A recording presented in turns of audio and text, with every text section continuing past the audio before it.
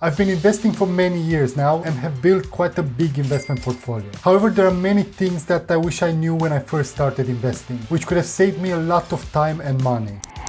First of all, I wish someone had told me that before you go throwing all your cash in the stock market, you need to get your house in order. So first things first, ask yourself why you even want to invest your money in the first place. What's the main reason why you want to put your money away instead of spending it on an expensive watch or a dream holiday? This is the most cliche thing ever, but I feel like many people just start investing because of the hype, without actually knowing why they want to do it. So why is this so important? Well, simply because investing is not all rosy. Although it will help you grow your money over time, there will be many moments when the market will drop 10, 20, 30%. And that's when most people tend to sell out and never think about investing ever again. But if you know why you're investing, it will motivate you to remain invested when things aren't looking that great. Because I promise you, although the market is doing great right now, it will eventually drop for one reason or another. So it's better to have a real reason than just saying, well, I'm investing because loads of people are doing it nowadays. Have a think about why you're doing it in the first place, because I think you'll really help keep you motivated in the long run. Now, I must admit, when I started investing, I didn't actually have a clear reason why I did it. I knew it was because I wanted to grow my money and beat inflation, but that was it. However, over time, it became clear that the main goal was to build a big pot of money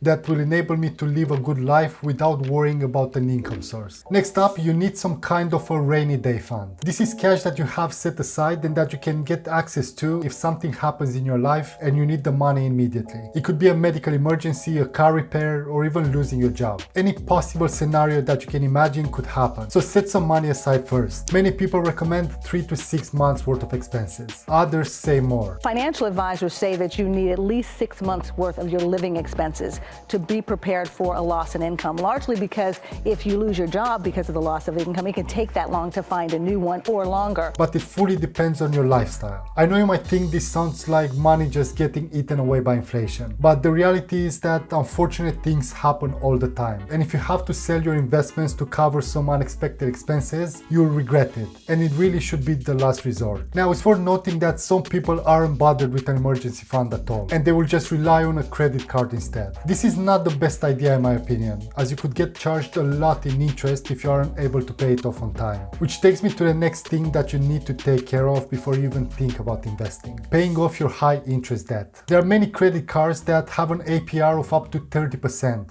or even more, which means that if you have credit card debt, forget about investing and get this paid off first. Knowing that you don't have any debt is going to really help you when the stock market is down, because seeing your investments dropping 20, 30% or even more will definitely have an effect on you. The last extremely important thing is that you need to make sure that any money you do invest, you'd be happy to lock away for at least a few years. Firstly, because the reality is that stocks don't only go up, despite what we're seeing in the market right now. In fact, they do go down and they can crash pretty quickly, which is why you need to only invest money that you don't need for something else. And secondly, because if you want to get used to building up your wealth with investing, you have to let compounding work its magic. After all, the long-term effects of growth can only happen in the long term. One of the main reasons why Warren Buffett has built such great wealth is that he has been investing for a very, very long time and has compounded his wealth massively. But if you look at this graph, we can see that his real fortune has only come in the last few years, with the majority of his wealth having been made in just a small period of time. The important thing to do,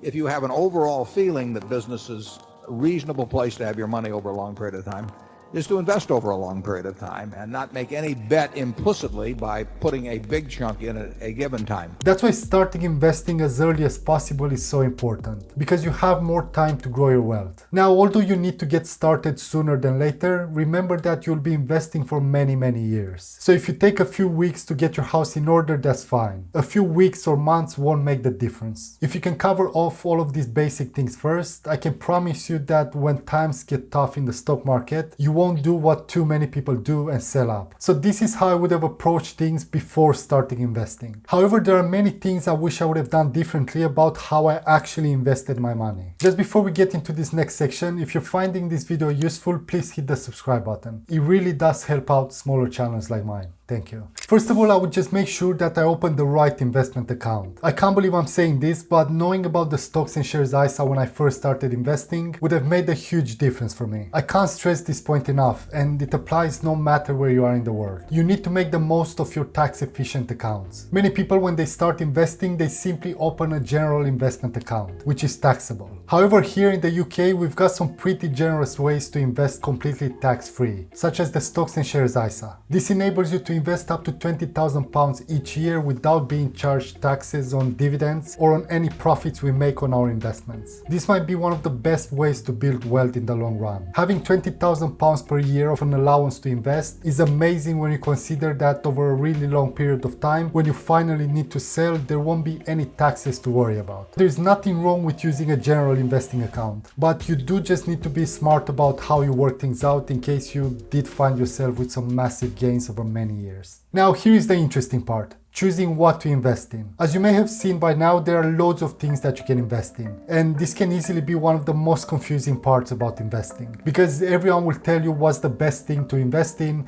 and then give their reasons why. You've probably heard of people getting rich by investing into companies like Apple, Tesla, Microsoft and Google, who've all made tons of money over the past few decades. However, for me, index funds would be the way to go if I were to start all over again. Rather than figuring out which individual stocks to choose, I would simply put all of my investments into index funds from the beginning. The reasons are simple. First of all, 90% of the professional investors fail to beat the returns of index funds. Regardless of how smart they are, how good their analysis is, and so on, they still can't beat the returns of a simple fund that tracks the market. Also, time and time again, when you learn from some of the greatest investors in the world, they'll keep saying that most people will do incredibly well if they just invest consistently over many years into index funds. Just buy an index fund and never look at a headline, never think about stocks anymore. The idea being that you just buy the whole market and then you benefit as the market grows. Also, you save yourself a huge amount of time and hassle because you don't have to spend any time at all looking at company financials, trying to find the next Amazon or Tesla. There's no single metric I can give you,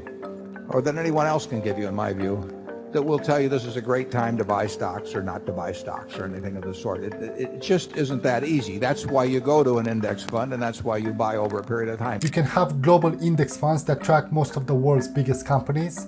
You can also get ones which cover just the US, which is the biggest stock market in the world. And of course, you can get ones that track the UK markets as well. Now, the mistake I made when I started investing in index funds was that I bought way too many of them. And I ended up with overlaps and paying extra fees for nothing. I thought that more was better. But in reality, if I were to do it all over again, I would simply buy a single cheap global index fund from the beginning and ignore everything else. So whatever you end up choosing or how you mix things, just try and keep things super simple. Making your investments complicated will work against you and will only benefit the brokers who'll get more commissions when you make more trades in the background. Now, probably the most important thing you need to pay attention to is the fees and charges that you pay for these funds. From my research over the years, I found that if you manage to keep your fees below 0.25% per year, then you'll save yourself a lot of money in the long run. Let me give you an example.